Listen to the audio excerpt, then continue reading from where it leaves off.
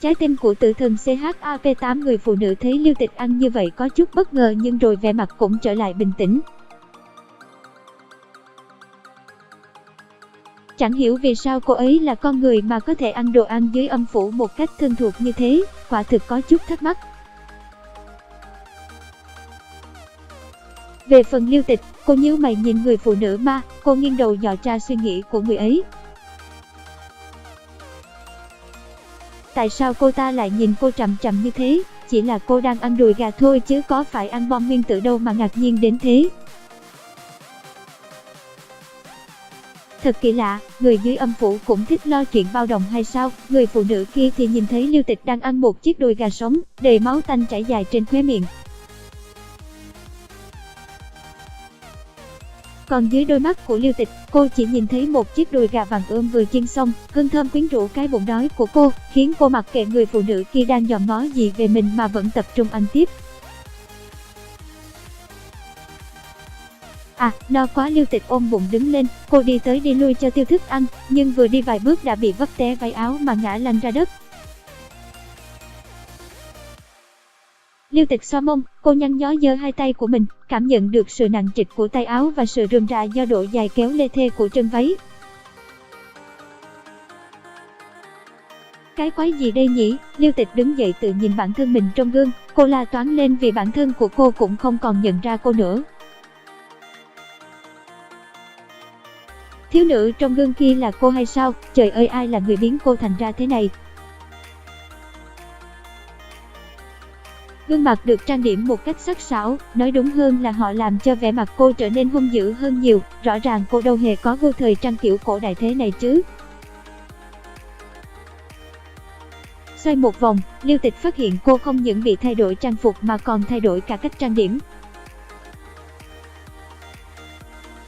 Khốn kiếp, kẻ nào nhân lúc mình ngủ đã vẽ nát cái mặt của mình chứ? Tiểu thư, cô làm sao thế? Người phụ nữ tiến dần về phía Lưu Tịch, nhìn cách đi của cô ta.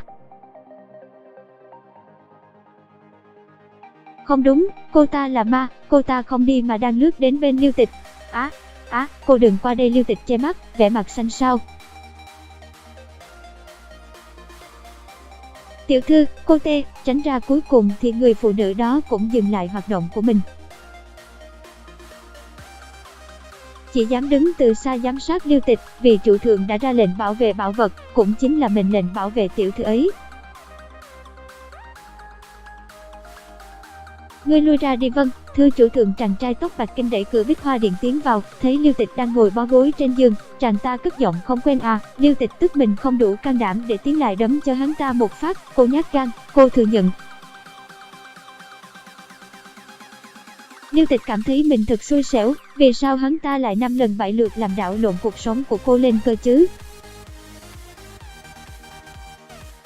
Có làm gì sai ư? Hay là kiếp trước cô giật tiền của hắn ư? Thật là tức hết chỗ nói. Không quen thì từ từ sẽ quen. Lưu Tịch bất ngờ, cô ngẩng mặt lên nhìn hắn ta. Quen ư? Tôi cần gì phải làm quen với nơi này chứ? Phải chứ, bởi vì sau này cô sẽ ở đây. Lưu Tịch vừa nghe sấm sét bên tai trăng, hắn ta bắt cô phải ở đây à? Cô là người cơ mà đâu thể nào ở, đến khi nào bảo vật rời khỏi đôi mắt của cô mà vẫn có thể tỏa sáng.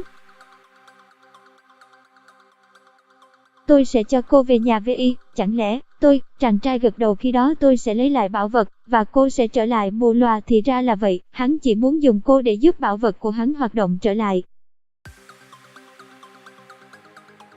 Đến khi thành công hắn sẽ lấy lại đôi mắt của cô lại bị mù như trước ư? Nhưng nếu vậy, cô mới trở về nhà được.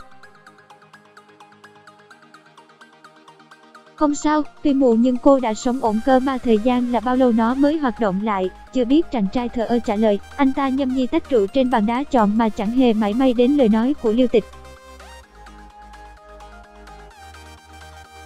Chết tiệt, là anh lợi dụng tôi. Cô bỗng dưng nổi cơn giận thất thường tiến đến chàng ta. Tôi không muốn liên quan gì tới các người, muốn đôi mắt thì cứ lấy đi, bà đây không cần dây dưa.